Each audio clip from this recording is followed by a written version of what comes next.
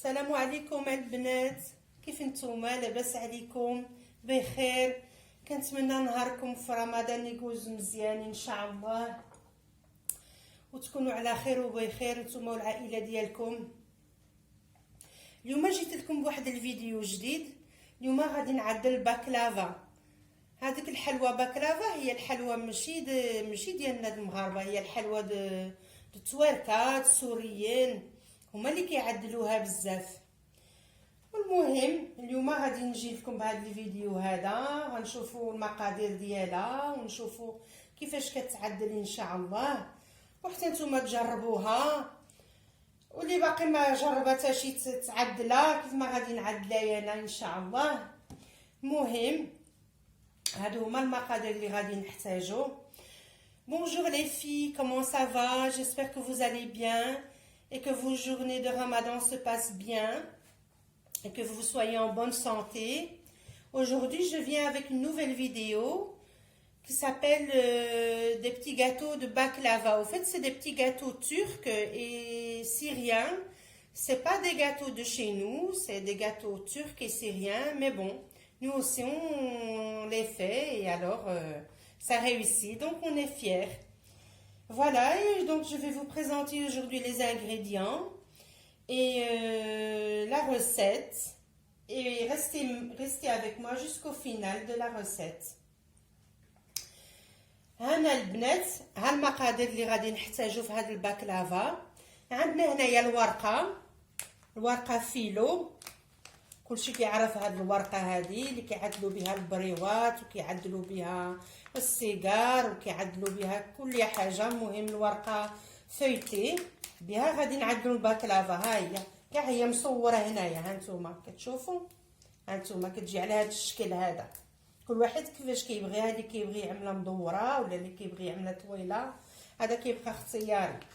عندي هنا واحد الزليفه د اللوز، نقولوا واحد 200 غرام د اللوز اللي سلقته البارح في العشيه وخليته ليله كامله ينشف.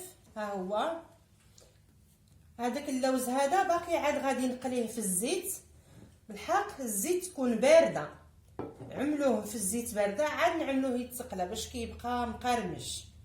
عندي هنايا واحد الزليفه حتى هي 200 غرام فحال اللوز، فيها الكاجو، فيها النوازيت، فيها القرقاع، مهم هذاك المكسرات مخلطين. وعندنا هنايا واحد الزلافه د بيستاج، كيف ما كتشوفوا البيستاج ها هو، بالحق ماشي بيستاج لي مالح، هذا بيستاج مسوس. هذا عاد غادي نقشروه ونطحنوه نهرمشو باش نعمل شويه في الخليط، وشويه نعملو هيداك في الاخر باش نديكوري به.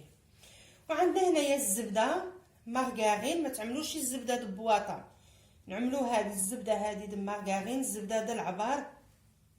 غادي ندوب تقريبا هيدا واحد 150 غرام غير باش ندهن بها الورقه. ها هي كيف ما كتشوفوا انا كنستعمل هذيك السولو، هذيك الماركه مزيونه. المهم شي زبده تكون مزيونه اللي تجي بها الحلوه مزيونه ان شاء الله. وعندي هنايا العسل. هاهي الباكلافا انا ما كنعملش فيها السكر، كنعمل فيها العسل، كنفضل العسل احسن من السكر غير ما كينفع حتى حاجه. المهم هادشي هذا كيبقى اختياري، نتوما الا بغيتو تعملوا السكر عملوه، انا ما كنعملش السكر كنعمل العسل. عندي هنايا المسكه الحره، ها هي هذه عاد غادي نطحنها، والطحانه ديالنا وهذا الشيء اللي كاين اللي في المقادير. Voilà les filles, ici nous avons un paquet de la pâte phyllo. Voilà, comme vous voyez ici, il y a les baklavas qui sont ici sur le dessin. On peut les faire ronds et on peut les faire en cigare ici. Voilà, vous voyez. En fait, cette pâte feuilletée, ben, elle sert à tout. On peut faire avec les briottes aux amandes, au poulet, tout ce que vous voulez. Ici, j'ai 200 grammes d'amandes que j'ai épluchées et que j'ai laissé toute la nuit pour qu'ils sèchent, parce qu'on ne peut pas travailler les amandes alors qu'on vient de les éplucher. Ici j'ai 200 grammes, vous voyez, de noisettes, noix de cajou, des noix, 200 grammes. Et ici j'ai aussi 200 grammes de pistaches. mais pas les pistaches qui sont salées. Ici, c'est les pistaches sans sel que je vais éplucher après et que je vais moudre. La moitié, je vais la mettre dans la préparation du mélange et l'autre moitié, ben, on va décorer avec à la fin. Voilà. Ici, j'ai aussi du beurre, comme vous pouvez voir, de la margarine. Je n'utilise pas le beurre en boîte parce que je préfère celle-là. Elle donne un bon goût au gâteau. Moi, j'utilise ici le beurre solo. Voilà. Ici aussi, je vais utiliser 150 grammes juste pour mettre sur la pâte que je vais faire fondre. Alors, ici, j'ai l'huile dans laquelle je vais cuire nos amandes. Voilà, je vais les faire frire, mais c'est de l'huile froide. Comme ça, ils peuvent être croustillantes après. Et j'ai du miel, mais moi, je n'utilise pas de sucre. Je préfère mettre le miel que le sucre. C'est meilleur pour la santé, mais bon, ça reste un choix. Ceux qui veulent utiliser le sucre, ils l'utilisent, mais moi, personnellement, j'utilise le miel. Et donc, voilà. Et j'ai ici ma petite machine dans laquelle je vais moudre tout ça. Et bon, voilà, je vais commencer la préparation. Donc, restez avec moi jusqu'à la fin de la vidéo. Comme ça, je vais commencer la préparation. بقاو معايا. البنات انا رجعت معاكم بعد ما حمرت اللوز ديالي والنوازيت وطحنت البيستاش نقيته. ها هو كيجي على هذا الشكل هذا. ها هما كيف ما كتشوفوا هذا اللوز. ها هي هذوك ديك المكسرات النوازيت والنوا والكاجو ها هما فين هما. هذا اللوز عاوتاني خليته على هذا الشكل هذا. هانتوما عندي هنايا ذوبت الزبده ذوبتها عملتها على شكل نوازيت حتى طيب مزيان باش كتزولوا لها الرغوه ديالها. ها هي كيفاش كتجي. عندي البيستاش هنايا اللي غادي نزيد في العجينه وياخر بيستاش ياخر بلاتي. ها هو هذا اللي غادي نديكوري به. هانتوما حنتو على هذا الشكل هذا دقيق هذا حتى الاخر باش غادي نزوق به من الفوق. المهم ها هما المقادير ديالنا وهذه المسكه الحره وهذا شويه ديال اللوز بقى لي هنايا. Voilà les filles, je reviens vers vous. Voilà, j'ai frit mes amandes, je les ai moulues. Et ça c'est les pistaches, ça c'est le mélange de noisettes, cajou et noix. Ici c'est aussi des amandes grillées et bien moulues. Voilà. Ici c'est la gomme d'arabique. Voilà. Ici c'est des amandes. Et ici c'est les pistaches que je vais laisser pour décorer à la fin de la recette. Voilà. Et ici j'ai fait un beurre noisette. Comme ça on va travailler ce beurre là sur la pâte feuilletée. Et voilà notre miel. Et on va commencer. Voilà, on va commencer la préparation. Ici j'ai mon bol. هنا البنات غادي نبداو نخدموا الباكلافا ديالنا. بسم الله. سي جي مي زاموند جو مي اوبس صلى على النبي. Là voilà, elles sont tombées toutes seules. Voilà, et donc on va mélanger ça. Voilà. Le mélange de noisettes, cajou. On va tout incorporer. حنايا البنات غادي نزيدنا اللوز ديالنا اللي مطحون غنزيدوا عليه هذا الكاجو وهاد النوازيت والكركاع. غنزيدوا هذا اللوز اللي جا هنايا براليني على هذا الشكل هذا. طحنوه باش يجيكم براليني. طحنوه ملي يكون سخون باش كيطلق الزيت ديالو. نزيدوا علينا البيستاش. On va ajouter nos pistaches. Pour avoir un praliné d'amande, il faut les moudre quand ils sont bien chaudes. Hein. Voilà, on ajoute nos pistaches. Les pistaches également.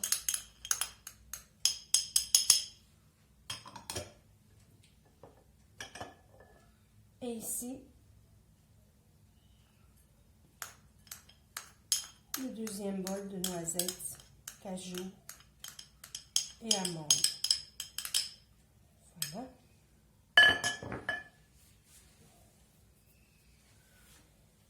نزيدو عليه واحد المعلقه د المسكه الحره على حسب. انا هنا طحونه.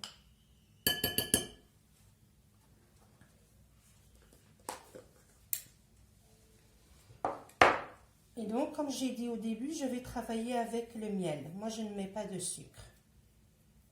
كما قلت لكم في الاول انا غادي نخدم بالعسل، ما غنعملش السكر. بسم الله.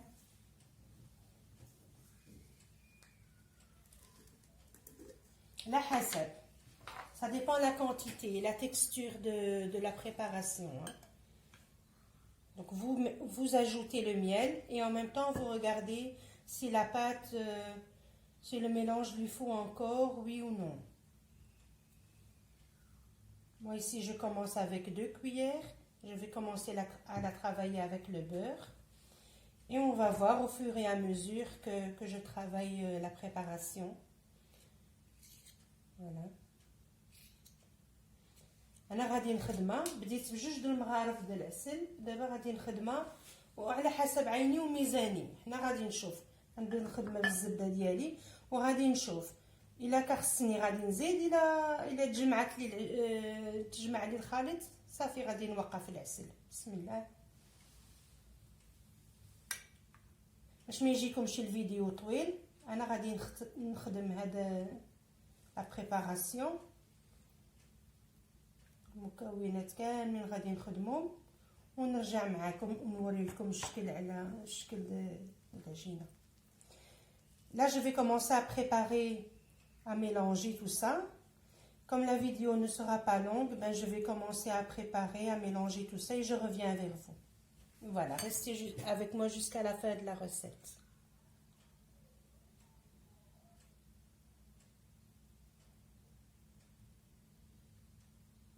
انا رجعت معكم البنات. انا خلصت الخليط ديالي، ها هو كيجي على هذا الشكل هذا كما كتشوفوا. ها هو دابا غنبدا نخدم معكم وحده. كتعرفوا لاباط فيلو ما خصش الواحد يتعطل عليها، راه هي دغيا كتيبس. دائما كنخدموا بجوج الورقات، ها هما اللي كنخدموا بهم دائما جوج، واللي كيبقى كنلويوه فيها واحد الزيف باش ما كتنشفش. بسم الله على بركه الله. غنبداو نخدموها، ندهنوا الورقه ديالنا بعدا هي الاولى.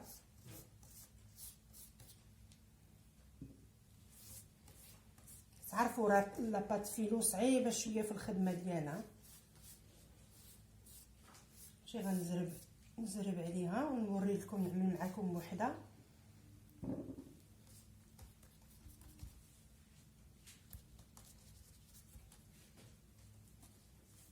دائما دهنوا الزبده ديالكم مزيان.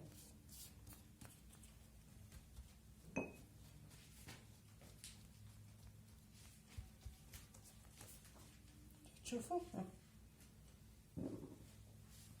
غتفيلو دغيا كتيبس. البنات نسيت ما نقول لكم قبيلاتي، زيدوا معاها واحد نص معلقه صغيره د القرفه. انا عاد زيدتها، عاد فكرتها وزيدت فيها قرفه، عاد زيدتها هانتوما. وعندنا هذا العويد هذا حتى هو ما ذكرتوش، ها هو فين هو. هذا هو اللي غادي نبداو نعبروا به الباكلافا. بسم الله. ننزلوا على هذا الشكل هذا. كنتمنى التصوير يكون واضح. شوفوا ها هما حسب واحد 5 سنتيم هيدا. قلبوها، نبداو نعمروا الخليط ديالنا. بسم الله. انا كنخدم بيدي باش كنعرف شنو كان العبار اللي كننزل. المغروفه انا ما كنعرفش نخدم بالمغروفه. شوفوا هيدا كتطلقوها، هيدا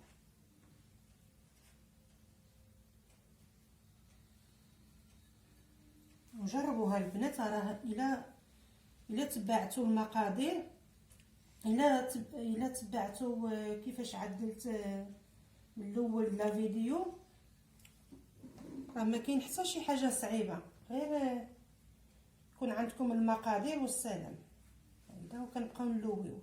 بسم الله، نتوما كتلويو وانتوما كتزيروها.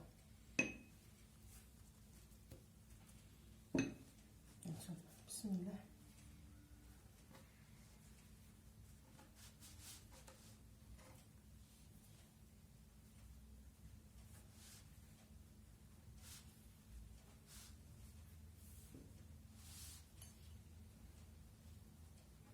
كتوصلوا الاخر كتبقاو دهنوها.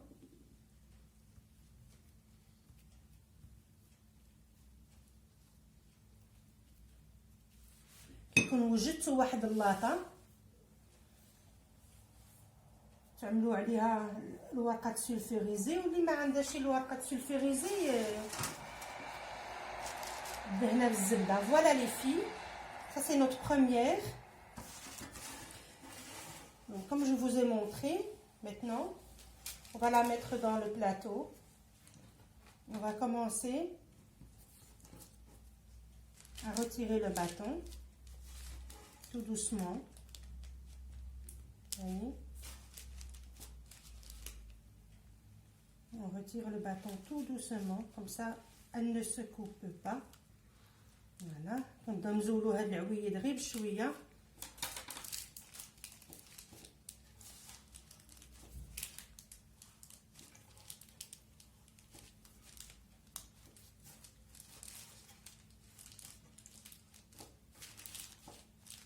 وحده على حسب اللاطه اللي عندها.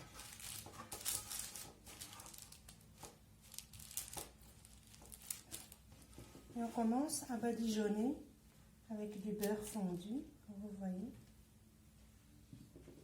Et on continue. Et on continue ainsi de suite, comme ça, jusqu'à ce qu'on remplisse notre plateau. Voilà.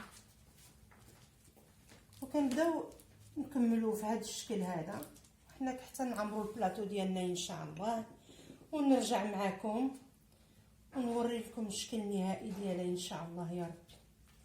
يلا البنات بقاو معايا.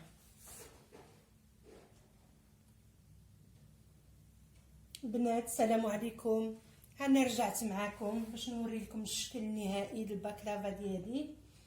ها هي كتجي على هذا الشكل هذا. دابا عاد خرجتها من الفران باقا سخونه بزاف، وسقيتها هنايا بالعسل والمزهر، وعملت عليها هاي داك البيستاش من الفوق. ها هي كتجي على هذا الشكل هذا. هانتوما كتجي غزاله البنات، هانتوما كتجي محمره ومعسله. كنتمنى اي وحده فيكم تجربها وتقول لي في الكومونتير كيفاش جاتها. كتجي غزاله غزاله غزاله بزاف بزاف. هانتوما كتجي مزيونه بزاف، جربوها البنات. وكنتمنى هذا الفيديو يكون عجبكم، وكنتمنى لكم الصحه وطولة العمر في هذا رمضان ان شاء الله. وجربوها، راه ما فيها شي زعما شي حاجه، الواحد غير يتبع المراحل ويكونوا عنده المقادير ويعدلها ان شاء الله. والحاجه الضاره راه ماشي هي الزنقه كيف ما كتعرف.